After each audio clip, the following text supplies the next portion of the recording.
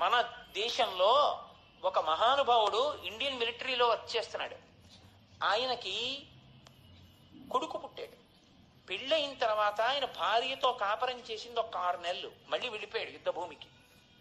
కొడుకు పుట్టాడని టెలిగ్రామ్ వచ్చింది. ఆయన కొడుకు పుట్టాడండి, నేను చూడ్డానికి పెడతాను అని టెలిగ్రామ్ చూపించాడు ఆఫీసర్కి. లీవ్ గ్రాంట్ చేశాడు. మర్నాడు అతను సెలవులో వెళ్ళిపోవాలి.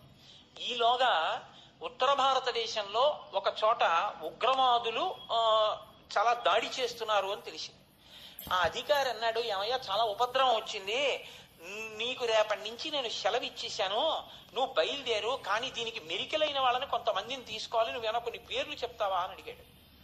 అడిగితే అతను అన్నాడు, నా కొడుకుని నేను ఎప్పుడైనా చూడొచ్చు, నా భార్యని ఎప్పుడైనా చూడొచ్చు, నా తల్లి ఆ పతాకం మాత్రం అలా ఎగురుతుండవలసింది, నేనే వెడతానని వెళ్ళాడు. ఉగ్రవాదులందరినీ తన తుపాకీ గుళ్లతో పడగొట్టిన అతను చిట్ట చివర అందరూ పడిపోయారనుకుని లేచి నిలబడ్డాడు. కొస ప్రాణంతో ఉన్నటువంటి ఒక వ్యక్తి తుపాకీ తీసి అతన్ని జల్లెడ కింద కొట్టాడు. అతను ప్రాణం వదిలేశాడు. మీకు నేను ఒక విషయం చెప్పనా, అతని ఫోటో కానీ అతని గురించి కానీ భారతీయ టీవీ ఛానళ్లు ఏవీ ప్రసారం చేయలేదు. ఎవరు ప్రసారం చేశారో తెలుసా అండి? ఇంతటి మహాత్ముడు భారతదేశంలో నేల కొరిగిపోయాడు, కన్న బిడ్డని కూడా చూసుకోకుండా దేశం కోసం అసువులు బాసిన మహానుభావుడు అని చెప్పి బీబీసీ ఛానల్ కవర్ చేసింది. మన ఛానల్స్ కవర్ చేయలేదు. దేశ ద్రోహుల గురించి చూపించడానికి గంటల సేపు చూపిస్తాయి ఈ ఛానల్స్.